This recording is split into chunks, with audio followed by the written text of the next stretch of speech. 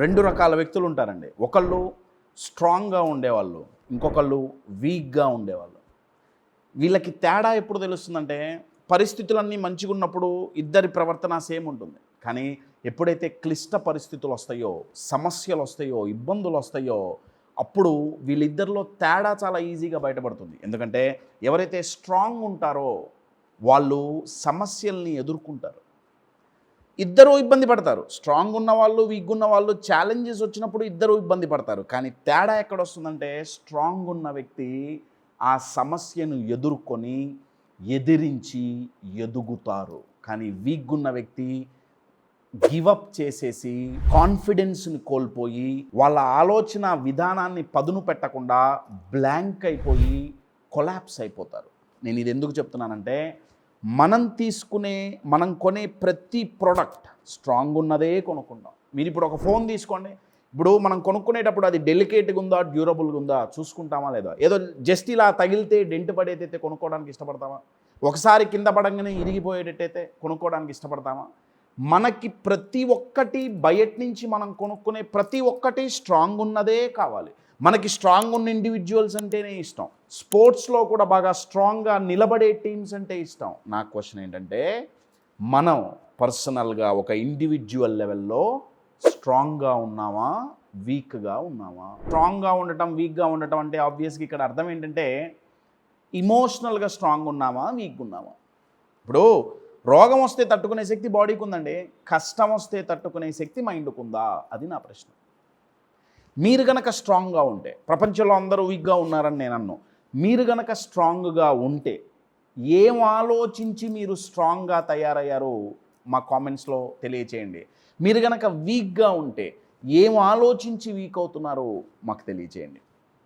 అయితే ఈ వీడియోలో మనం వీక్ అవ్వటానికి 4 రకాల ప్యాటర్న్స్ నేను నేర్పిస్తానండి. కశ్యప్ స్ట్రాంగ్ అవ్వటానికి నేర్పించాలి కానీ వీక్ అవ్వటానికి నేర్పించడం ఏంటి? ఎందుకంటే ఇలా ఆలోచించటం వల్ల వీక్ అవుతున్నామని మనం తెలుసుకున్నామా, దాన్ని బ్రేక్ చేయడం చాలా ఈజీ.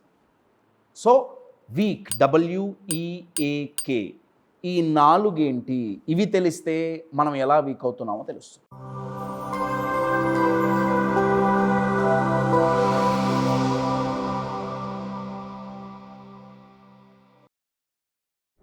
ఎంవిఎన్ కశ్యప్ ఒక అమేజింగ్ లైఫ్ కోచ్. ఎందుకంటే జీవితంలో అయినా బిజినెస్లో అయినా సమస్యలు, కష్టాలు, నష్టాలు వస్తుంటాయి. అటువంటి టఫ్ టైమ్స్ని ఎదుర్కోవాలంటే మన మైండ్ టఫ్గాను, అన్షేకబుల్గా ఉండాలి.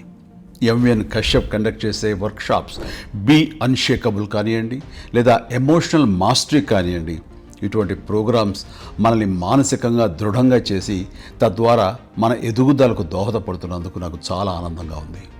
ఇటువంటి ప్రోగ్రామ్స్ మీరు మరిన్ని చేయాలని కోరుకుంటూ, wishing you all the very best Kashyap. Good luck. కంటెంట్లోకి వెళ్ళే ముందు అప్కమింగ్ ప్రోగ్రామ్స్, ఫిబ్రవరి 20వ తారీఖు నుంచి emotional mastery 10 days program start అవబోతుంది. మళ్ళీ 7th బ్యాచ్ స్టార్ట్ అవబోతుంది. 10 days ఒక్కొక్క రోజు ఒక్కొక్క ఇమోషన్, భయం, లోన్లీనెస్, కోపం, ఫ్రస్ట్రేషన్, ఇటువంటి 10 ఇమోషన్స్ ఎలా మేనేజ్ చేయాలి, ఒక్కొక్క దానికి ఉండే స్ట్రక్చర్ ఏంటి, ప్యాటర్న్ ఏంటి, మీతో ప్రాక్టీస్ చేయించి వాటిని మేనేజ్ చేయటం కాదు, మాస్టరీ వరకు మేము తీసుకెళ్తాం.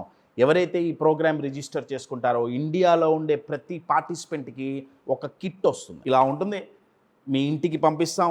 దీంట్లో వర్క్ బుక్ ఉంటుంది. అంటే ఇదేదో జస్ట్ మోటివేషన్ ప్రోగ్రామ్ కాదండి, ప్రాపర్గా స్ట్రక్చర్డ్ వేలో డిజైన్ చేసిన programme emotional mastery. Very limited seats. Contact for more details. So దేనివల్ల వీక్ అవుతున్నాం? WEAK. Wounded past. Wounded past అంటే వూండ్ అంటే గాయం కదండి, కదా. ఇంకా తెలుగులో చెప్పాలంటే పుండు. వూండెడ్ పాస్ట్ అంటే పాస్ట్లో మనకైన గాయాల గురించి ఎప్పుడైతే మనం ఆలోచిస్తామో అప్పుడు మనం ఇమోషనల్గా వీక్ అవుతాం. అంగీకరిస్తారా లేదా? Yes or no?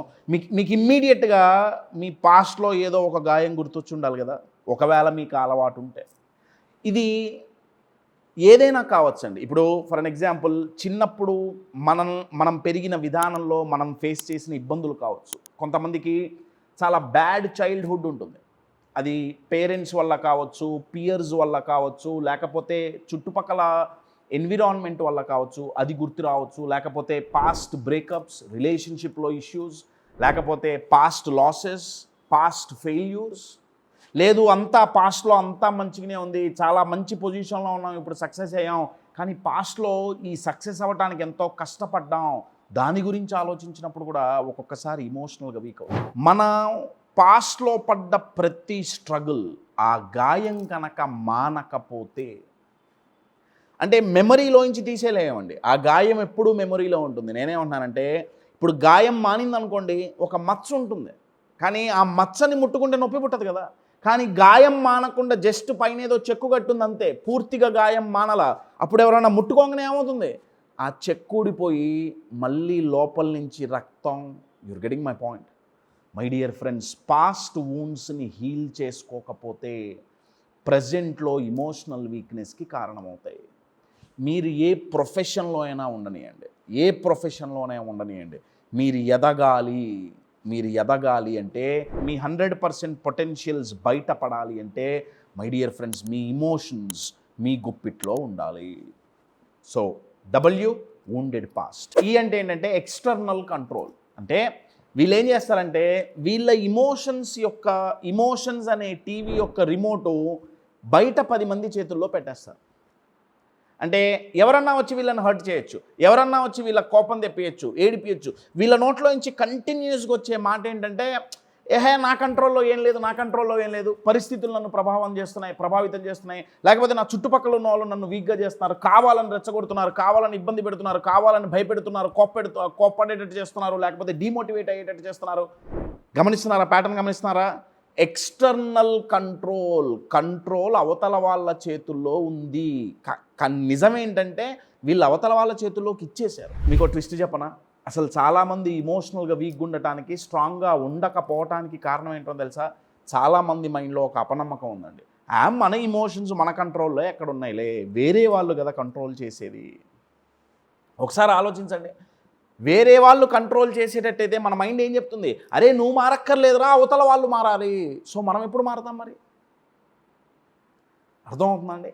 ఆ ఎక్స్టర్నల్ కంట్రోల్ని తీసేసి ఆ కంట్రోల్ మన చేతుల్లో పెట్టుకోవాలి. దానికి సైన్స్ చాలా అవసరం అండి. ఏదో మోటివేషన్ వల్ల అవ్వదు, దానికి సైంటిఫిక్ స్ట్రాటజీస్ ఉంటాయి. మై డియర్ ఫ్రెండ్స్, మన కంట్రోల్ అవతల వాళ్ళ చేతుల్లో ఉందా? ఇందాక నేను అన్నా కదా, టీవీ రిమోట్. మనం టీవీ లాగా తయారవుతాం, మన చుట్టుపక్కల వాళ్ళు, మన పరిస్థితులు రిమోట్లు. వాళ్ళు ఏ ఆట ఆడిస్తే మనం ఆడాల్సిందే.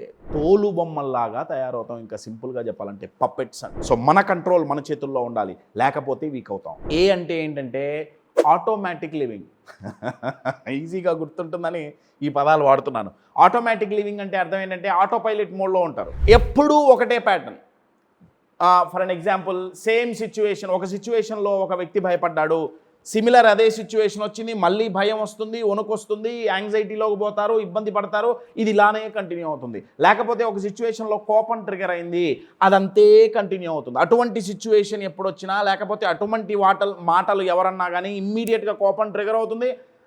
బయట వాళ్ళని, ఎదుటి వాళ్ళని పగలగొట్టడమో, లేకపోతే థింగ్స్ పగలగొట్టడమో, ఆయనకి చెంపలు వాళ్ళు చెంపలు పగలగొట్టుకోవడమో, బట్ పగలగొట్టుకోవడం కామన్. ఏ ఇమోషన్ అయినా కానివ్వండి, ఆటోమేటిక్గా ట్రిగర్ అయ్యే దగ్గర నుంచి ఎండ్ అయ్యేంత వరకు మీరు ఎప్పుడైనా గమనించండి, ప్యాటర్న్ సేమ్ ఉంటుంది. చాలా చాలా డేంజరస్ అండి ఇది ఆటోమేటిక్ లివింగ్. పాజిటివ్ అయితే ఇబ్బంది లేదు, అంటే సేమ్ ఇట్లా కోపం, భయం ఇవి ట్రిగర్ అయినంత ఈజీగా ఆత్మవిశ్వాసం ట్రిగర్ అయితే ఆలోచించండి ఎంత బాగుంటుంది జీవితం. ఇది ట్రిగర్ చేసుకోగలిగిన వాళ్ళం ఇది ఎందుకు చేసుకోలేకపోతున్నామండి? ఎలా చేసుకోవాలో తెలియక. అందుకే అంటాను, ఇమోషన్సే కదా, తొక్కలో ఏముంది, కష్టపడి ఇమోషన్స్ అంటాం, మేనేజ్ చేయకపోతే ఏమవుతుంది? మై డియర్ ఫ్రెండ్స్, మనం మేనేజ్ చేయకపోతే వాటిని, అవి మనల్ని డ్యామేజ్ చేస్తాయి. మన రెప్యుటేషన్ని, మన రిలేషన్షిప్స్ని, మన రెవెన్యూస్ని, మూడింటిని అవి డ్యామేజ్ చేసి డిస్టర్బ్ చేస్తాయి. చాలా చాలా డేంజర్ అండి. మీరు ఏ ప్రొఫెషన్లో ఉన్నా సరే ఇమోషనల్గా స్ట్రాంగ్ ఉండటం ఆప్షన్ కాదు, లగ్జరీ కాదు, ఇట్స్ కంపల్సరీ.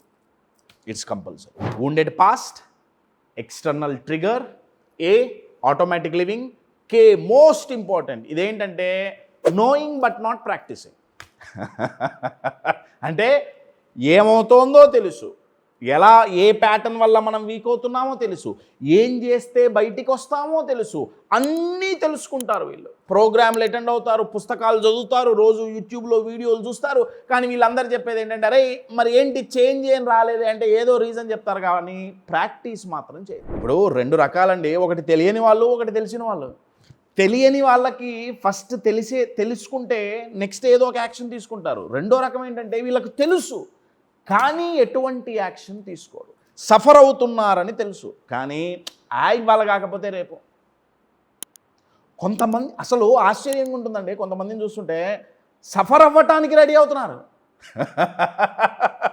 నాకు చాలా ఆశ్చర్యంగా ఉంటుంది. అంటే పెయిన్ని టాలరేట్ చేయడానికి రెడీ అవుతున్నారు తప్ప సఫరింగ్కి ఫుల్ స్టాప్ పెట్టాలి అని చాలా తక్కువ మంది ఆలోచిస్తున్నారు. అందుకే మీకు గ్రోత్ మీ పాకెట్లో ఉండాలి, మీ పీస్ ఆఫ్ మైండ్ మీ పాకెట్లో ఉండాలి అంటే మీ ఇమోషన్స్ మీ గుప్పెట్లో ఉండాలి. My dear friends 4 patterns. ఒకటి వూండెడ్ పాస్ట్, దీనివల్ల మీరు వీక్ అవుతున్నారా? కంట్రోల్ బయట వాళ్ళ చేతుల్లో పెట్టేసి ఎక్స్టర్నల్ కంట్రోల్, దీనివల్ల మీరు వీక్ అవుతున్నారా? ఆటోమేటిక్ లివింగ్, దీనివల్ల వీక్ అవుతున్నారా? లేదా అన్నీ తెలుసుకొని ప్రాక్టీస్ చెయ్యక యాక్షన్ తీసుకోక వీక్ అవుతున్నారా? ఒక్కసారి గమనించండి. ప్రతి దానికి సొల్యూషన్ ఏంటి? ఇప్పుడు అవేర్నెస్ ఉంది, ప్రాక్టీస్ మొదలు పెట్టడమే. ఇమోషన్స్ని ఎలా మేనేజ్ చేయాలో నేర్చుకోండి. ఇది మోటివేషన్తో వర్కౌట్ అయ్యేది కాదు. మీ ఫోన్ పాడైతే మోటివేట్ చేస్తారండి? రిపేర్ చేయాలి కదా. మైండ్ పాడైతే ఎందుకు రిపేర్ చేయించుకోవట్లా? My dear friends, manage your emotions before they damage you.